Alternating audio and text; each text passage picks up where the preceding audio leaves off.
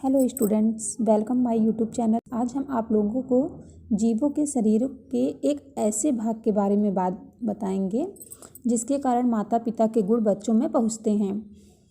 तो हम बात करते हैं ऐसी कौन सी चीज़ है जिससे हमारे गुण माता पिता के गुण हमारे अंदर आते हैं। वो है गुणसूत्र, क्रोमोजोम। क्रोमोजोम यानी गुणसूत्र, ऐसा गुणसूत्र जो माता पिता से बच्चों में पहुँचते हैं, पीढ़ी दर पीढ़ी, दादा दादी से माता पिता से हम लोगों में। तो गुणसूत्र को जानने के लिए आप मेरा वीडियो पूरा अंत तक देखें और हमारे चैनल को सब्सक्राइब करें, लाइक करें एंड कमेंट करें। तो चलिए हम बात करते हैं क्रोमोजोम। क्रोमोजोम किसे कहते हैं? क्रोमोजोम दो शब्दों से मिलकर बना हुआ है। Chromo is equal to colour. Some मतलब बॉडी, जो कलर की बॉडी होती है। जैसे हमारे माता पिता अगर गोरे हैं तो उनकी संतान कैसी होती है? गोरी होती है। अगर जैसे कि कोई जानवर है तो जानवर की संतान जानवर ही पैदा होता है, इंसान नहीं। इसी हिसाब से ये किसके कारण होता है? क्रोमोजोम के कारण। क्रोमोजोम की खोज किसने की थी? क्रोमोजोम की खोज स्ट्रेसबर्गर ने की थी। और इसका नामकरण किसने किया था? क्रोमोजोम का नामकरण वेल्डियर नामक साइंटिस्ट ने 1888 में किया था। अब हम जानेंगे क्रोमोजोम क्या है। क्रोमोजोम डीएनए के लंबे तार की तरह होते हैं जिनमें कई जीन का जोड़ा होता है। इंसानों में क्रोमोजोम के 23 पेयर जोड़े पाए जाते हैं और इनका एक सेट प्रत्येक माता पिता से मिलता जुलता रहता है।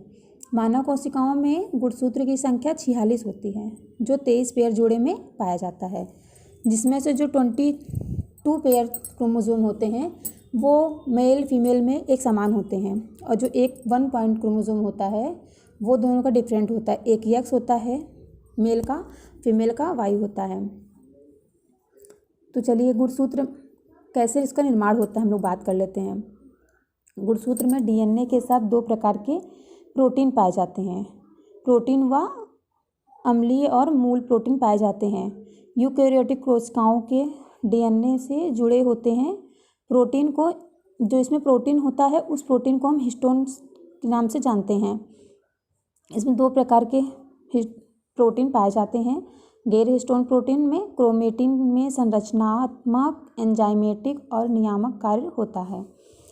गुणसूत्रों की संरचना 2 पदार्थों के सम्मिलित से बनते हैं। डीऑक्सीराइबोज न्यूक्लिक एसिड, जिसको हम डीएनए कहते हैं, और हिस्टोन नामक प्रोटीन से मिलकर बनता है।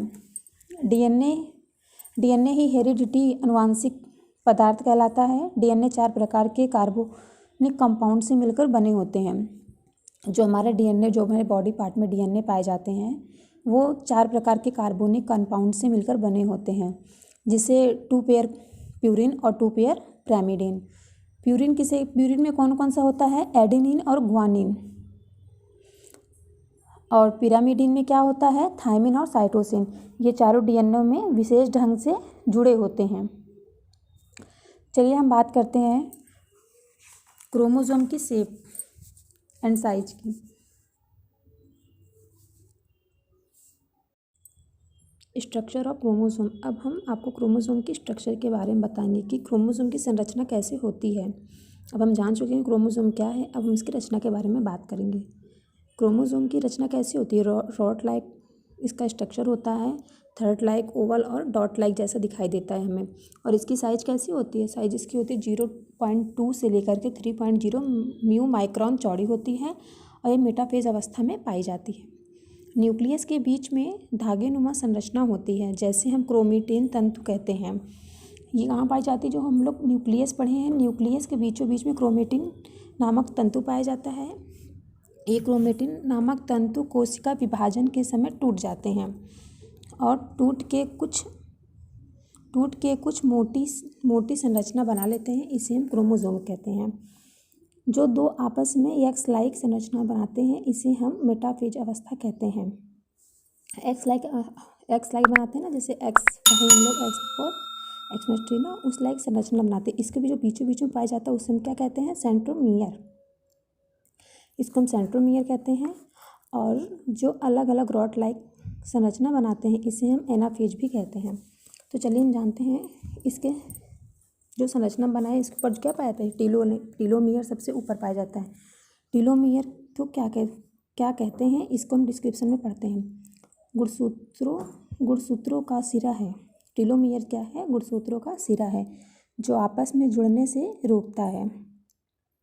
टीलोमियर का आकार उम्र के साथ साथ घटता जाता है और यह अगर जितना बढ़ता जाता है उतनी हमारी उम्र के साथ साथ यह बढ़ता जाता है।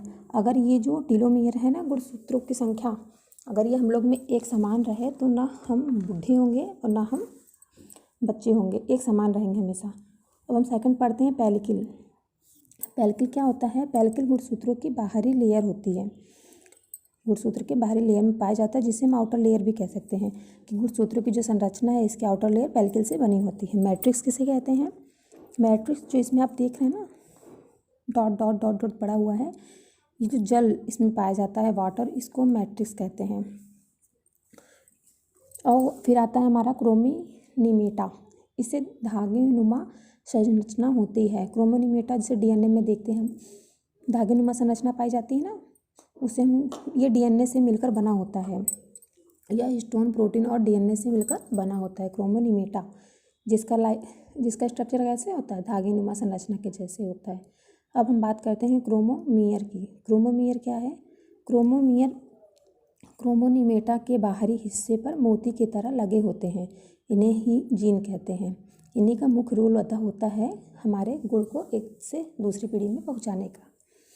अब हम बात करते हैं सेंट्रोमियर। सेंट्रोमियर तो हो चुका है। अब हम बात करते हैं गुणसूत्रों का कार्य। इसका कार्य क्या है? गुणसूत्र का मुख्य कार्य है कोशिका विभाजन करता है। इसका मुख्य कार्य क्या है? कोशिका विभाजन में हेल्प करता है। यह आनुवांशिक पदार्थ है। यह वंशागति का कार्य करता है। मनुष्य में 23 पेयर जोड़े गुणसूत्र पाए जाते हैं। 22 जोड़े क्रोमोसोम को हम ऑटोसोम कहते हैं और जो एक जोड़ा क्रोमोसोम बचता है उसे हम सेक्स क्रोमोसोम कहते हैं, जो लिंग निर्धारण में मदद करता है। क्रोमोसोम हमेशा जोड़े में पाए जाते हैं। जैसे कि हम बात करते हैं 22 पेयर जो होते हैं एक्स क्रोमोसोम होते हैं, मेल एंड फीमेल दोनों में। और जो एक होता है सेक्स क्रोमोसोम, वो मेल का क्या होता है? XY होता है और फीमेल का क्या होता है?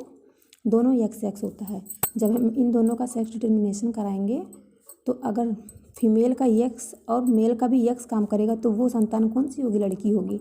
अगर मेल का X और फीमेल का भी X काम करेगा तो वो संतान लड़की होगी। अगर मेल का Y और फीमेल का X काम करेगा तो क्या होगा? लड़का पैदा होगा। इसको हम कहते हैं सेक्स डिटर्मिनेशन। तो हम आगे नेक्स्ट वीडियो में आपको लिंग निर्धारण एवं सेक्स क्रोमोसोम के बारे में बताएंगे। अभी के लिए इतना ही। हमारा चैनल आपको अच्छा लगा हो तो लाइक करें एंड सब्सक्राइब करें।